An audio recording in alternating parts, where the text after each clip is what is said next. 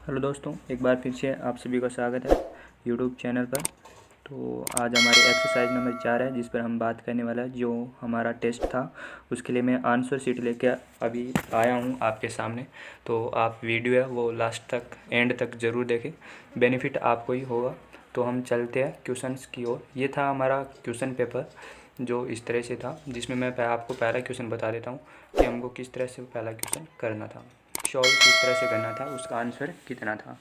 तो इसको क्या करना था, जो ये 4 1 और 2 1 की जो सारणिक उसका वर्ग दिख रहा है उसको हम उसकी 4 1 की इसके सारणिक हम ज्ञात करेंगे। तो ये आ जाएगा 4 माइनस 2 और इसका वर्ग हो जाएगा, ठीक है। और इधर से अब हम करेंगे तो ये आ जाएगा 3x माइनस का 2, और यहाँ से करेंगे तो ये हो जाएगा x, ये हो जाएगा प्लस का 6। जब इसको हम सॉल्व करेंगे तो ये तो आ जाएगा 2 बचेगा, 2 का वर्ग कितना हो गया 4, और ये हो गया 3x माइनस का 2, और ये हो जाएगा x प्लस का माइनस का 6, सॉरी ये हो जाएगा माइनस का 6। तो ये इसको हम सॉल्व करेंगे, इस पूरे को सॉल्व करेंगे तो सॉल्व करने पर जो हमारा x का जो मान आएगा वो आएगा 6। तो हमारा राइट आंसर होगा 6। तो इस प्रकार हम दूसरा क्वेश्चन देखते हैं कि सारणी का मान ज्ञात करना था, जिसमें हमको दे रखा है कोस, इस सारणी का मान ज्ञात करें तो कोस 50 डिग्री और कोस 10 डिग्री। सारणी का मान हम इसी तरह से याद करते हैं, और ये हो जाएगा साइन 50 और साइन 10। जब इसमें फॉर्मूला पुट करेंगे तो ये हो जाएगा कोस 50 प्लस 10 डिग्री, ठीक है। तो ये कुल मिला के कितना हो जाएगा, ये हो जाएगा कोस 60 डिग्री, ठीक है। ये कोस 60 हो जाएगा। तो कोस 60 का मान हमें पता है कि 1/2 होता है, तो हमारा राइट आंसर हो जाएगा सी, ठीक है। और हमारा इसी तरह से हमारा तीसरा क्वेश्चन है कि हम उसके सेकंड लिखे उसके, कि उसने प्रथम स्तंभ है। प्रथम स्तंभ हमारा कौन सा है, प्रथम स्तंभ है हमारा ये 5 और 3, ये हमारा प्रथम स्तंभ है, और ये होती है पंक्ति, ठीक है, ये पंक्ति होती है। तो हमें प्रथम स्तंभ के सेकंड देखने हैं। तो प्रथम स्तंभ के लिए हम सेकंड देखने के लिए क्या करें, पहली बात तो हमें सेकंड हम ज्ञात कैसे करते हैं वो हमें पता होना चाहिए। माना कि ये है कोई, ये कोई आई है, ये प्लस कोई जे है, ठीक है, ये जे है। हाँ, तो सेकंड के लिए क्या होता है, यानी इसके लिए ये प्रॉपर्टी होती है, इसके लिए हम इसका मान ये कहते हैं, ये आई हो गया, ये जे हो गया, ठीक है, और यहाँ कोई है ए आई और जे हो गया, ठीक है। तो हम इस तरह से मान, हमें प्रथम स्तंभ का मान ज्ञात करना है, यानी हमें 5 का मान ज्ञात करना है। तो ये हो गया 1 और 5 है, यानी ए 1 1, यानी आई कहता है ए और जे कहता है ए, तो ये 5 और 1 + 1, तो ये हो जाएगा इसका मान, यहाँ से ये कैंसिल होगा, तो ये इसका मान माइनस का 1 आएगा, ये बचा। और ये तो क्या होता है ना, प्लस है तो पॉजिटिव, लेकिन ये अंदर ही माइनस का है, तो ये इसका मान 1 आ गया 5 के लिए। अब इस तरह हम अगर 3 का मान ज्ञात करें तो ये बच गया, और ये कितना आता है, ये इसका जो है ये 3 है। अगर हम इसका योग करेंगे तो कितना आएगा 3, जो क्या है एक विषम है, विषम होगा तो उसके आगे क्या लगता है माइनस, तो इसका क्या हो जाएगा 20 माइनस का हो जाएगा। तो ए माइनस और 1 माइनस और 20 माइनस का कहाँ है, डी, तो हमारा राइट आंसर हो जाएगा डी, ठीक है। आशा करता हूँ कि आप सभी ने सही किया होगा ये क्वेश्चन। और इस तरह से हमारा चौथा क्वेश्चन था, जिसमें हमें x का ही मान याद करना था। तो हम इसकी सारणिक निकालेंगे, और सारणिक निकालने पर जो हमारा x का मान आएगा वो आएगा हमारा 1/2। ये आप इस तरह से सॉल्व करेंगे, x माइनस का 1, x माइनस का 3 माइनस सूत्र का x और x माइनस का 2, ठीक है। जब आप इसको सॉल्व करेंगे इस पूरे को, तो यहाँ से आप x का मान निकालोगे, वो आएगा 1/2, तो हमारा बी आंसर सही होगा। अब हमारा था पांचवा क्वेश्चन कि सारणिक का मान ज्ञात करो। तो सारणिक मान हमें आपको पढ़ाया होगा आपके टीचर ने, कि जहाँ आपको 2 शून्य दिखे जिस पंक्ति या जिस स्तंभ में, वहाँ उस पंक्ति या उस स्तंभ का आप प्रसार करोगे तो इजीली आपका जो मान है वो निकल जाएगा। तो मैं इसको आपको लेकर चलता हूँ आंसर शीट की ओर। यहाँ जो मैंने आंसर शीट बनाई है, जो मैंने ये क्वेश्चन तो मैंने आपको पहले बता चुका हूँ, ये ऊपर वाले, ठीक है। हम क्वेश्चन स्टार्ट करते हैं 5 से। तो 5 से मैंने क्या किया है देखो, ये तो हमें दिया हुआ है, ये सारणी हमें दी हुई है, तो मैं क्या कर रहा हूँ, द्वितीय पंक्ति के अनुसार सारणी का प्रसार करूँ, क्योंकि यहाँ 2 शून्य है, 2 शून्य तो हमें 2 की और वो सारणी का वो निकालने की जरूरत नहीं पड़ेगी, हम खाली 5 का निकालेंगे, जो 5 का आएगा मान उत्तर आएगा वही उसका आंसर होगा इस सारणी का। तो मैं 5 का निकाल लेता हूँ, 5, तो ये माइनस, ये तो आप जानते होंगे कि यहाँ प्लस होगा या माइनस होगा, यहाँ प्लस होगा या माइनस होगा, यहाँ प्लस होगा या माइनस होगा, ये प्लस ये माइनस और ये प्लस हो जाएगा, ठीक है। तो इस तरह से, तो ये 5 किसका होगा, माइनस का, मैंने माइनस का 5 लिख दिया। अब 5 इसके लिए मैं क्या करूँ, मैं इस लाइन को और इसको छुपा दूंगा, तो पीछे क्या बचेगा, माइनस का 11, 1 और 3 और 0 बच जाएगा, और ये तो 0 हो जाएंगे, आप जानते हैं। जब मैं इसको इस सारणी का इसका मान ज्ञात करूँगा तो माइनस का 11 इंटू 0 और माइनस का 3 आ जाएगा, 3 माइनस का 3 आ जाएगा, तो माइनस का 5 हो गया और माइनस का 3 कितना हो गया, 15, प्लस का 15, ये हमारा राइट आंसर हो जाएगा, ठीक है। अब नेक्स्ट क्वेश्चन की ओर देखते हैं कौन सा है। हमारा था 6 क्वेश्चन, जिसमें हमें के का मान ज्ञात करना था। जब हम इस सारणी का मान ज्ञात करेंगे तो सारणी का मान हम किस तरह से ज्ञात करें, यह हो जाएगा माइनस का 3 और ये हो जाएंगे प्लस के 8 बराबर होगा 0, और जब के का मान आ जाएगा इसको मैं इसका पक्षांतरण कर दूंगा तो 8/3 हो जाएगा इसका मान, ठीक है। जो यही हमारा आंसर होगा, राइट आंसर होगा। अब आता है क्वेश्चन नंबर 7। क्वेश्चन नंबर 7 में हमें 2 सारणी दी हुई है और इनमें हमें x और y के मान ज्ञात करने हैं। तो मैं पहले जो x की जो पहली सारणी है और दूसरी सारणी है, इनसे हमें क्या होगा, इनसे हमें दो समीकरण मिल जाएगी, तो हम उनका योग कर देंगे। योग करने पर हमारा जो मान आएगा, जो x या y का जो a का मान आएगा, तो हम दूसरी समीकरण में रख देंगे, जिससे हमारा क्या हो जाए, इसका मान निकल जाएगा। हम देखते हैं ये क्वेश्चन किस तरह से सॉल्व हुआ है। ये क्वेश्चन है वो किस तरह से सॉल्व हुआ है। तो मैंने यहाँ से ये पहली सारणी थी, मैंने यहाँ से एक समीकरण प्राप्त कर ली इस सारणी से, ठीक है। इसी प्रकार मैंने दूसरी भी समीकरण प्राप्त कर ली, ठीक है। ये दोनों प्राप्त करने के बाद मैंने इन दोनों को क्या कर दिया, योग। तो यहाँ हम इस तरह से करेंगे तो यहाँ चिन्ह चेंज हो जाएंगे। यहाँ इसका जो प्लस का था 2x था वो माइनस का हो गया, और माइनस का 4y था ये हो गया प्लस का, और ये हो गया माइनस का, ठीक है। तो ये तो हो जाएगा कैंसिल, ये यहाँ बच जाएगा y, और 4 में से माइनस के 7 गए तो कितने बचेंगे, अच्छा माइनस के 3 आएगा ना, मैंने प्लस से कर दिया, सॉरी। आप इसके लिए कोई बात नहीं, वो तो आपको ने सही किया होगा, मेरा माइनस का चिन्ह की वजह से कुछ गड़बड़ हो गया, चलो कोई बात नहीं, सॉरी। तो ये माइनस का 3 हो गया है, माइनस का 3 हो गया।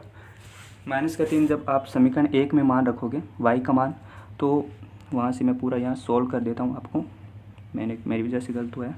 तो 2x मैं पहली समीकरण में y का मान रख रहा हूँ 3, और यहाँ से हमारा है माइनस का 3 बराबर हो गया 4, तो ये हो गया 2x, ये हो गया प्लस का 9, ये हो गया 4, ठीक है। तो 2x जब ये 4 की साइड 9 जाएंगे तो यहाँ बच जाएंगे माइनस का 5, और जब x का मान निकालूंगा तो माइनस का 5/2 हो जाएगा, हमारा आंसर हो जाएगा। x का मान कितना आया, माइनस का 5/2, और y का मान आ जाएगा हमारा माइनस का 3। सॉरी ये क्वेश्चन गलत हो गया, कोई बात नहीं, आपको मैंने बता दिया तो आप ध्यान रखें। अब 8वां क्वेश्चन था हमें कि सारणी का मान ज्ञात करना था, एकदम इजी क्वेश्चन था एकदम। हमें परीक्षा में इसी तरह से छोटे छोटे क्वेश्चन पूछे जाएंगे, क्योंकि प्रश्नावली 4 नंबर की है ये। तो मैं करूँगा तो ये हो जाएगा कोस स्क्वायर थीटा, और ये हो जाएगा साइन स्क्वायर थीटा। अब आपको पता है इसका मान कितना होता है 1, यही हमारा आंसर है। नेक्स्ट क्वेश्चन देखते हैं। 9वें क्वेश्चन में हमें क्या ज्ञात करना था, हमें ज्ञात करना था उपसारणिक और शैखंड ज्ञात करनी। तो पहले हम उपसारणिक के लिए हमें क्या करते हैं, हमें जो दिया हुआ है हम उसका करेंगे, यानी हमें पहले स्तंभ के सापेक्ष है वो उपसारणी निकालनी थी, और उसी के सापेक्ष हमें क्या करना था, शैखंड भी निकालना था। तो उपसारणी के लिए हम क्या करेंगे, हम ए हो गया, ठीक है, ये ए हो गया। और सारणिक से हम जो ये है, ये थोड़ा बेग चला गया, तो ये ए यानी ये ए है, ठीक है। तो हम इसके सापेक्ष ज्ञात करेंगे तो ये तो हो जाएगा गायब, और ये बन से क्या है माइनस का 1, 2 और 5 और 2 बच जाएगा। जब इस सारणी को सोल्व करेंगे तो हमारा आ जाएगा माइनस का 12। इसी तरह से हम 2, 1 का करेंगे तो 2, 1 के लिए हमारा क्या गायब हो जाएगा, 2, 1 के लिए हमारा गायब हो जाएगा ये, और ये गायब हो जाएगा, बच जाएगा ये माइनस का 3, 2 और 5 और 2। तो ये हो जाएगा, हम इसको सारणी को सोल्व करेंगे तो आ जाएगा माइनस का 16, ठीक है। अब इसी तरह से हम A3 का करेंगे 3A का करेंगे तो आ जाएगा। इसके लिए कौन क्या गायब होगा, इसके लिए गायब होगा, इसके लिए हमारे लिए गायब हो जाएगा ये इतना गायब होगा, और 3 माइनस का 3 2 और ए माइनस का 1 और 2 बचेगा। जब ये बच जाएगा ये आ गया हमारा मान, ठीक है, माइनस का 4। अब सेकंड हेतु के लिए क्या करते हैं हम, एफ होता है सेकंड के लिए, ठीक है। तो सेकंड बस उनमें अंतर क्या होता है, वो उतना अंतर यही होता है सिर्फ उनमें, वो प्लस और माइनस, जो सम और विषम है, जहाँ विषम है वहाँ माइनस लगा दो, जब प्लस है वैसा का वैसा पड़ा रहने दो। तो ये 1 ये तो सम में है, तो ये माइनस का बार आया था हमारा वो उपसारणिक में, और सेकंड में भी माइनस के बार आएंगे। अब 2 1 ये कितने हो गए, 2 और 1 कितने हुए 3, ये 3 क्या है विषम, तो यहाँ चिन्ह चेंज होगा, तो माइनस का A21 हो जाएगा। तो ये माइनस के ऊपर 16 आया था हमें उपसारणिक का मान, तो और ये माइनस का चिन्ह आगे और आ गया, तो ये कितना हो जाएगा प्लस का हो जाएगा। और इसी तरह से 3 1 है वो प्लस का है, तो ये माइनस का उपसारणिक का सेम ही रहेगा। अब हमें इसकी सहायता से सारणिक का मान और ज्ञात करेंगे। अब इसमें सारणिक का मान हम इस तरह से ज्ञात करेंगे कि इसमें बस इतना ही अंतर होता है, आप ध्यान रखिए कि आप यहाँ है वो सेकंड का मान लिखेंगे। अब 1 है तो 1 रख दूंगा, और F11 लिख दूंगा, 4 लिख दूंगा क्योंकि प्रथम स्तंभ के सापेक्ष करना था, तो F21 लिख दूंगा, ठीक है। और यहाँ लिख दूंगा 3 F31 लिख दूंगा, ठीक है। और यहाँ से मैं लिख के इसका मान रख दूंगा F1 F2 का, ठीक है, इसका मान रखूँगा तो मेरा सारणी का जो मान है वो आ जाएगा 40। कितना आ जाएगा 40 आ जाएगा। ये देखो इस तरह से मैंने सोल्व किया है, 40 किया। अब हमारा नेक्स्ट क्वेश्चन देखते हैं 10वां क्वेश्चन था कि L और M है वो उसका अनुपात देखना था। तो हम इसको जैसे सोल्व करेंगे, इसको सोल्व करेंगे तो ये आ जाएगा 3L माइनस का 2M बराबर हो गया 0।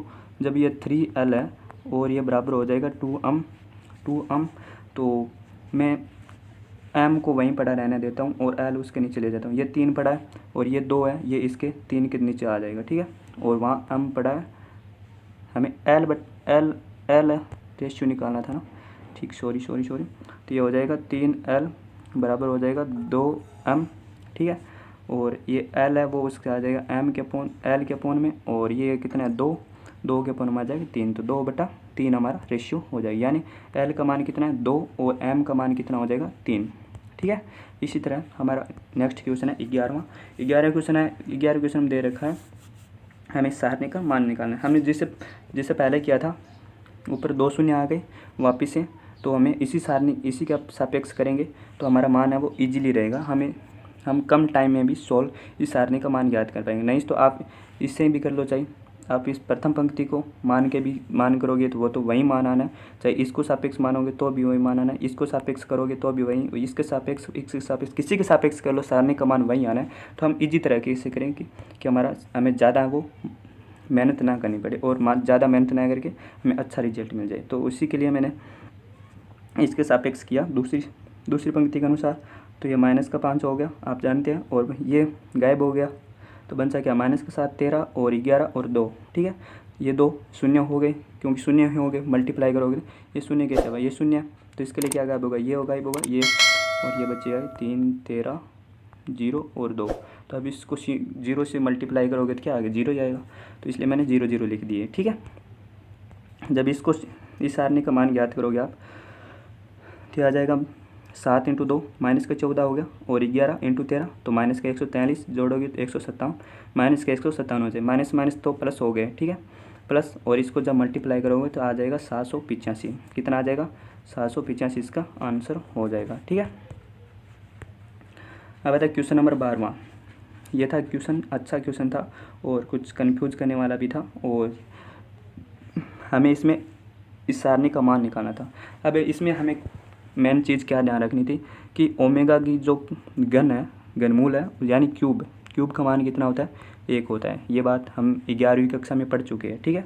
एक दूसरी बात और ध्यान रखनी थी कि ओमेगा स्क्वायर प्लस ओमेगा +1 बराबर होता है 0, ये चीज़ भी हमें ध्यान होगी। जब ये चीज़ हमें ध्यान होगी तभी ये क्वेश्चन हमारा सोल्व हो पाएगा, सारणी का मान निकाल पाएंगे हम, अन्यथा हम सारणी का मान नहीं निकाल पाएंगे।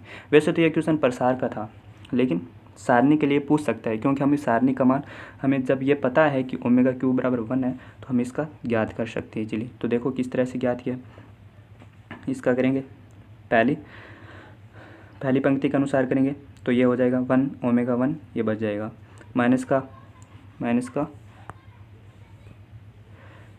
का 3, क्योंकि कितना 2 और 1 और 2 होगा, 1 और 2 का था 3 तो माइनस, ठीक है। तो ओमेगा ये गया तो बचा क्या, ये बचा और ये बचा, ठीक है, ये लिख दिया। अब बचा इसके लिए निकालना है तो ये गया ये 3 ओमेगा की क्यूब 1 और ओमेगा स्क्वायर और प्लस ओमेगा बच गया। जब इस सारणी को तीनों का मान सोल्व करेंगे तो हमारे पास ये आ जाएगा 1 कोष्टक 1 minus omega square minus omega cube omega cube plus omega square omega cube और ये ओमेगा और माइनस ओमेगा स्क्वायर, ठीक है। तो ये 1 हो गया, इसका कोष्टक खोल देते हैं, ये 1 माइनस ओमेगा स्क्वायर हो गया और ये 3 से 3, ये प्लस का ये माइनस का कैंसिल हो गया, 0 ही हो गया ये। और जब इसका ये ओमेगा क्यूब है तो इसका ओमेगा क्यूब का मान मैंने बताया था कितना होता है 1, तो ये 1 हो गया, ठीक है, ये 1 हो गया इसका मान। तो पीछे बचा क्या, ओमेगा की वापस ओमेगा क्यूब बच गया वापस, या क्योंकि इसको कोष्टक खोलेगी तो अंदर ओमेगा और बाहर ओमेगा स्क्वायर है तो ओमेगा क्यूब और ये ओमेगा 4 हो जाएगा। जब वापस इसको तोड़ोगे ओमेगा 4 को तो ये इसमें हम इसको किस तरह से लिख सकते हैं, ओमेगा क्यूब प्लस ओमेगा लिख सकते हैं, ओमेगा को लिख सकते हैं। तो ओमेगा जब लिख सकते हैं तो ये 1 हो गया। अब बचा ओमेगा, अब हमें इस ओमेगा का मान निकालना। ओमेगा मैंने बताया था कि आपको omega square plus omega plus 1 बराबर 0 है, तो मैं ओमेगा का मान निकालूंगा, वो भी किस ओमेगा का, माइनस ओमेगा का, माइनस करूँगा। अब यहाँ से मैं क्या करूँ कि 1 प्लस ओमेगा स्क्वायर बराबर माइनस का ओमेगा, क्योंकि मैं यहाँ से जो ये इस तरह से था इक्वेशन था, मैं इस ओमेगा को इधर लेके आया तो क्या होगा माइनस का, तो हमें इस माइनस का मान चाहिए था, 1 प्लस ओमेगा स्क्वायर हो जाएगा। 1 प्लस ओमेगा स्क्वायर जैसे मैं यहाँ मान रखूँ तो ये माइनस का ओमेगा स्क्वायर, ये प्लस का ओमेगा स्क्वायर, ये कैंसिल हो जाएगा और ये 1 हो जाएगा। ये 1 और 2 और 1 कितने हो गए, 3 हो गए। तो इस तरह से हमें ये क्वेश्चन है था वो सॉल्व करना था। तो आज के टेस्ट इतना ही है, और अगर आपको मेरे टेलीग्राम चैनल पर ज्वाइन होना है तो मैं लिंक नीचे डिस्क्रिप्शन में दे दूँगा, वहाँ पर क्लिक करके आप ज्वाइन हो सकते हैं। तो थैंक यू यहाँ तक वीडियो देखने के लिए, आपका बहुत बहुत शुक्रिया, और मिलते हैं नेक्स्ट वीडियो में। तब तक के लिए बाय बाय, जय हिंद, जय भारत।